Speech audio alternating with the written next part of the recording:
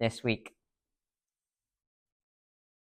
We're going to look at when deciding what to renew, deciding what view, deciding what to do, and deciding to be more see-through, based on those verses in chapter 4 and chapter 5. So firstly, deciding what to renew.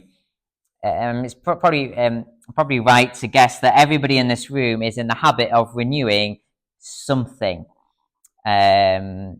Who's renewed their driving license in the last 5 years? Right, yep, quite a number of them. Yep.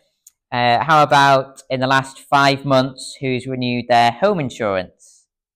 Right, yep, okay, yep. Who has renewed their subscription to some form of entertainment in the last 5 weeks? Maybe TV subscription, magazine subscription, season ticket? Okay, all right, so I'll put my that one. Pardon? Violence, there you go, yeah, that's good, yeah. And who's renewed their supply of bananas in the last 5 days? Yeah, exactly, yeah. You know, if we all brought our bank statements to church, we'd all probably highlight something that we are renewing. But what would be the consequences if you didn't renew it? So my guess is that if you didn't renew your season ticket, you'd lose your seats, is that right? Right, you're in there quick. Yeah, so priority to renew it. There's consequences if you don't. If Sheila didn't renew her car insurance, you'd lose your car, I presume that's how it works. Yeah. If you didn't renew your hearing aids batteries this morning,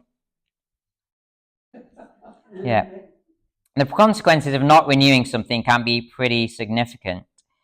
But what are the consequences of not renewing the thing that Paul describes in verse 16? He writes, "Therefore, we do not lose heart. Though outwardly we are wasting away, yet inwardly we are being renewed day by day." So every day, Paul describes himself as renewing his inward self. Kind of every day he was doing something to encourage his faith and strengthen his faith. But why does he feel the need to renew his inward self? What would be the consequences if we don't join him? Well, Paul renewed his inward self so that he would not lose heart. I don't know if any of you in this room have lost your appendix or a gallbladder, or maybe had part of an organ removed, but you can get by without it. But if you lose your heart, what happens? Yeah, the end credits of your life begin to play. You don't survive. Your purpose in life ends. You can't get by with heart. And what is true of our physical hearts is true of our metaphorical heart, our inward morale, our emotional state, our inner thoughts and desires. If we don't renew our inward self, if we do lose heart, you will not survive as a Christian. You might feel that living the life of faith serves no purpose. And when you get discouraged, you'll not have the resources to continue. We should never underestimate the importance of doing something daily to inwardly encourage and strengthen our faith. Now, even if Paul hadn't taught us the importance of renewing our inward selves, we would have all walked out of the door renewing something. Did you know that at the end of today, you will have lost 500 million skin cells? And by the time you wake up tomorrow morning, your body will have renewed them all. The cells of your skin, the cells in your bloodstream, the cells of every organ in your body, all of them are constantly renewing. In fact, if you compared the cells of your body when you were age 21 to the cells in your body now, there's basically none from when you were age 21 still there. So just to ask you, how satisfied are you with this renewing process? How many of the cells replaced since age 21 have been an improvement? Well, Paul tells us the answer in verse 16. Oh, sorry. Outwardly, we are wasting away. Thinner skin, more wrinkles, brittler bones, less efficient organs, lumps and bumps where there were no lumps and bumps before. Our body attempts to renew itself every day, but though it does its best outwardly, we are wasting away. Every cell renewed shows signs of not being as good as the cell before. So Paul's words would be a good slogan for a clinic for plastic surgery. Outwardly we are wasting away, therefore come to us, plastic horrors, and renew your outward appearance. And most of the time we kind of buy into that idea. If our outward appearance is wasting away, we try and slow down the wrinkles or dye our hair or hide that lump. If our physical body is wasting away, we ask a doctor for a pill or a surgeon for an operation.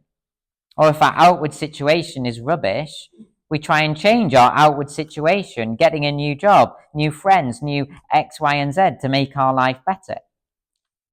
Last time I lost heart, my prayer to God wasn't, "Dear God, comfort my heart, encourage my spirit, strengthen my inward faith." Last time I lost heart, my prayer to God was, "Dear God, change my outward circumstances now." Now, there's nothing wrong with doing any of those things I described before. There's nothing wrong with praying to God to change our outward circumstances. There's absolutely nothing wrong with that. But if that is all that you and I ever focus on, we will lose heart. Because no matter how many times the cells in our body renew themselves, none of us are going to be 21 again. And no matter how many times you or I try and change our outward circumstances, we're never going to arrive at the perfect life. And that's why it's so important to do something to renew your inward self every day. So this week, what will you prioritize renewing? Perhaps you could renew your commitment to pray for others in this room, especially those whose outward circumstances are discouraging. You, of course, feel free to pray for a change in their outward circumstances, but don't only pray for that. Pray that God would inwardly strengthen them, comfort their soul, and encourage their spirit. And when somebody next asks, "Oh, how can I pray for you?" why not ask them to pray for something inside? Pray that I'd keep faith despite my doubts, or pray that I'd persevere despite despair. I could list other examples of what you and I could do to inwardly renew ourselves, such as reading the Bible. But how about after the service? Here's a little challenge. How about after the service, you could ask somebody else, "What do you do to renew your faith?" What practical thing do you do to renew your faith? Maybe that other person might use a certain tool to read the Bible that you might like to trial, or maybe they subscribe to a certain podcast or some other Christian content which might be worth you looking at. Paul says we need to inwardly be renewing ourselves every day. So it would be a great idea to have as many different versions of how we can renew our faith shared after the service. It'd be a really good conversation to have. Or in the week. You can do it in the week as well. Next, we've done deciding what to renew. We're going to look at deciding what view.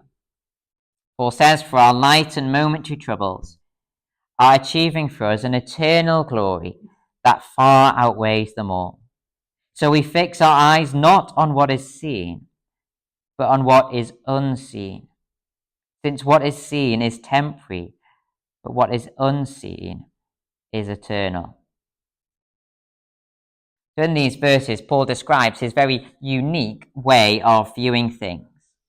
And when I kind of read his viewpoint, I honestly put Paul in the category of a bit of a fanatic and a bit of a fool.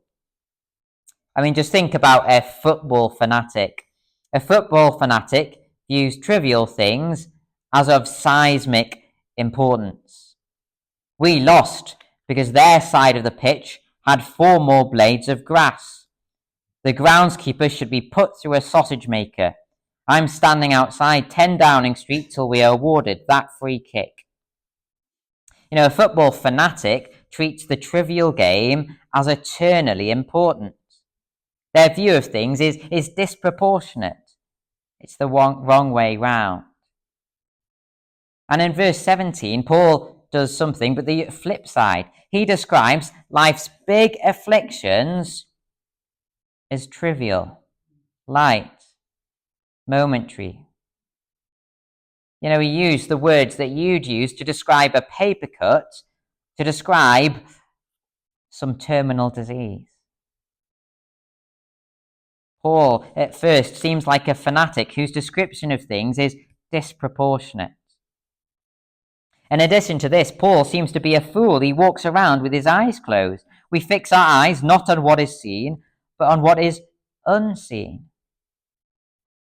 Imagine a football referee or a tennis umpire who doesn't make their decisions based on what they see on the VAR screen. Instead, they make their decisions with their eyes closed. What kind of names is that referee going to be called? A fool. You have to ask, is the Apostle Paul a fool to say what he says in these verses? Well, if you've ever watched a referee or a umpire making a video, what's the AVAR? Video assisted referee. If you ever watched a referee or umpire making a decision using VAR technology, you'll know that they look at the image from every possible angle. They look at that goal from this angle, and then they'll look at it from this angle, and then they'll look at it from this angle, and then they'll look at it from another angle. Wait, I don't have it. So, yeah. So was it a goal?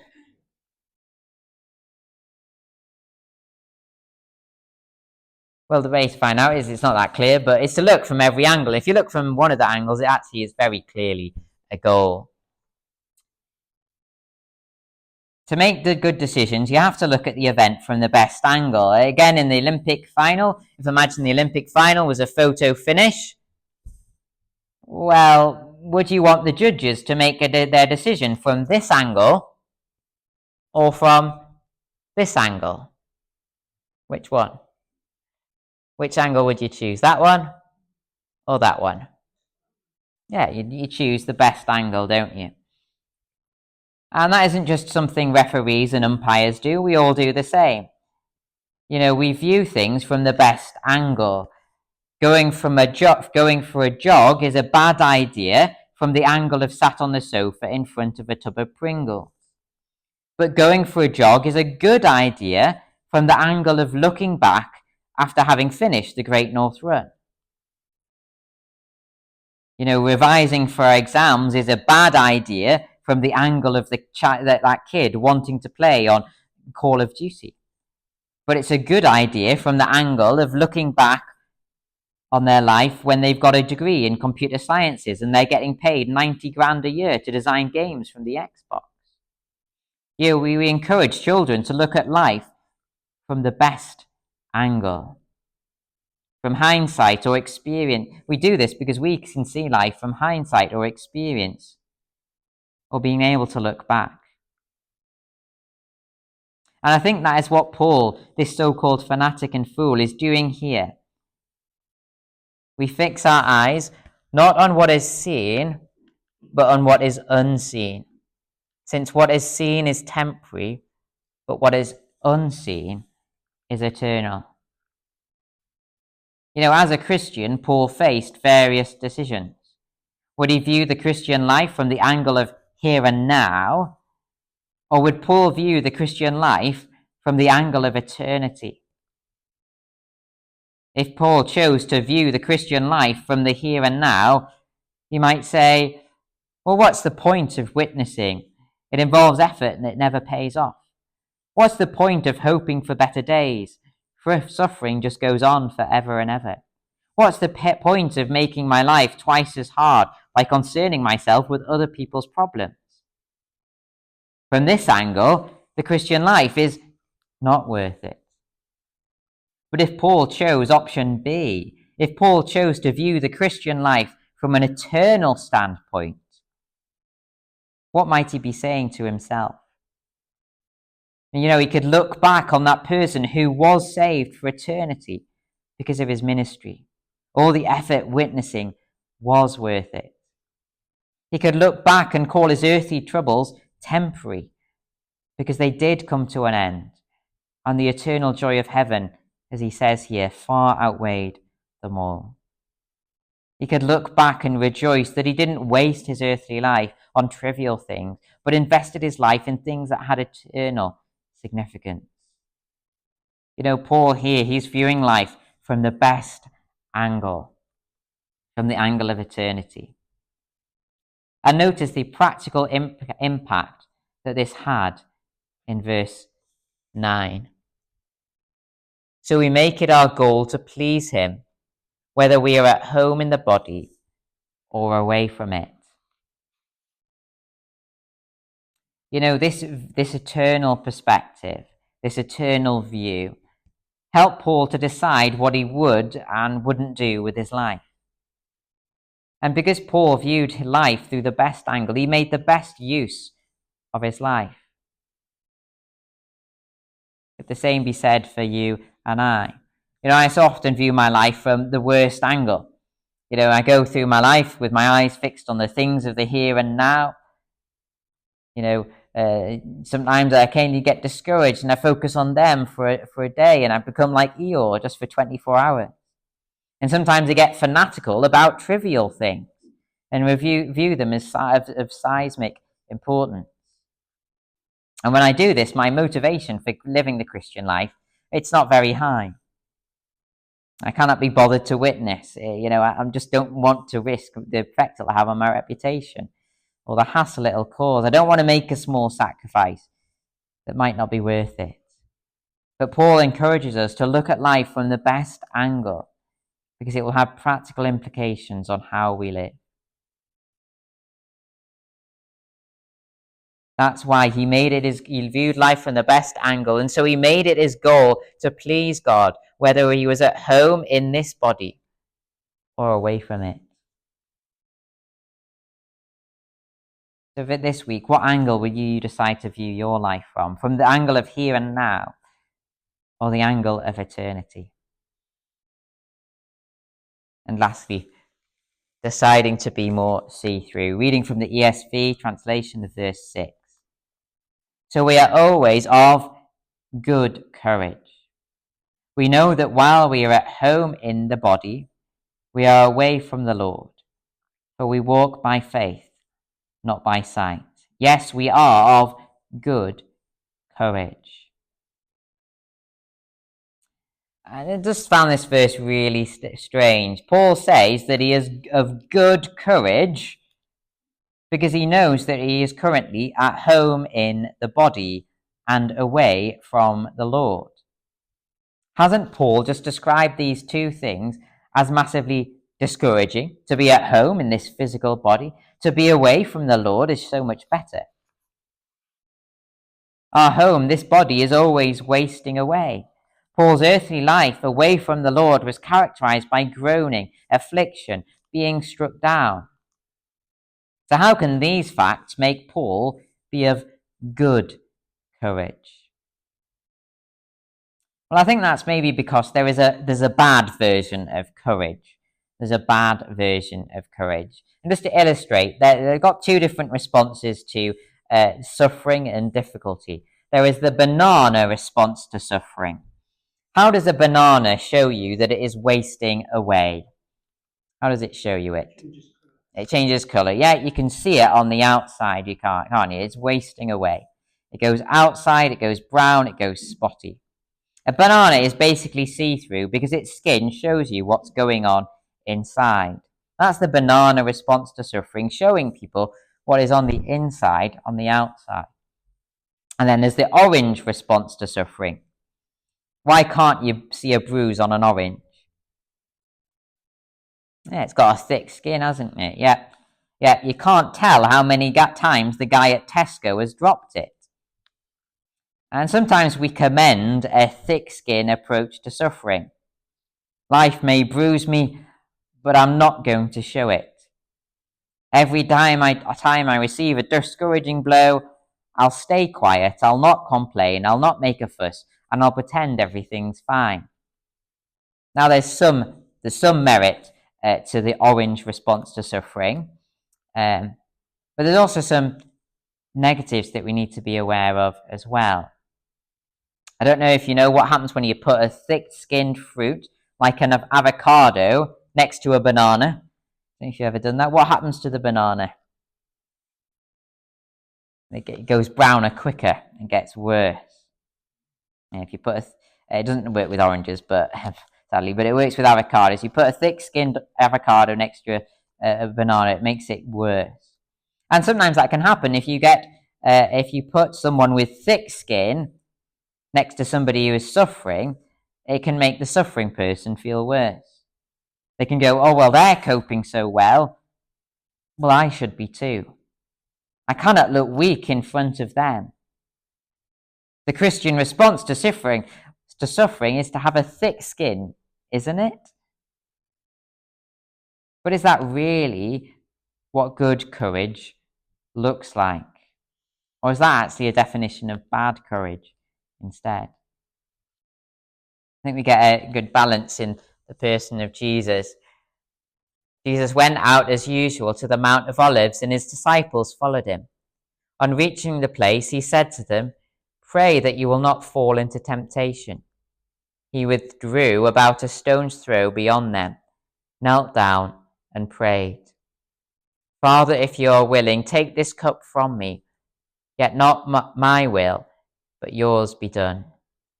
An angel from heaven appeared to him and strengthened him, and being in anguish, he prayed more earnestly, and his sweat was like drops of blood falling to the ground. Here we see Jesus praying on the night before his crucifixion, and he knew that in a few hours he would go through living hell. And despite his fears, Jesus had the courage to pray, "Not my will, but yours." But this wasn't thick-skinned courage, pretending his suffering was no more than a paper cut. No, it says that sweat oozed from his skin as he poured out his soul to God. And Paul was the type who did the same. If you've got a Bible open, you might want to just run your finger up to verses 8 to 10. I'm just going to read a section of that, not every single word. I will read every single word of it in a second. But he's honest about his situation, isn't he? He says, "We are hard pressed on every side. We are perplexed.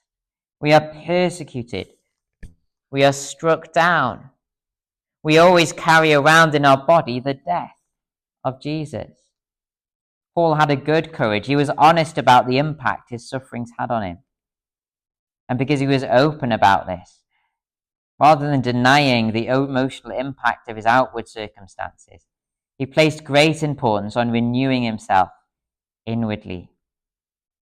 As we saw in chapter 1, he asked others for prayer, and he viewed his suffering through the lens of eternity. And he described himself as daily doing things to renew his faith. So let us follow the example of Paul and of Jesus, so we may discover the truth of what Paul says in these words. We are hard pressed on every side, but not crushed, perplexed, but not in despair, persecuted, but not abandoned, struck down, but not destroyed. We always carry around in our body the death of Jesus, so that the life of Jesus may also be revealed in our body.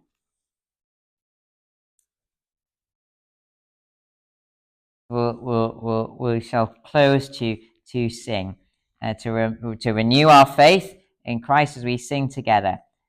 Cornerstone, cornerstone.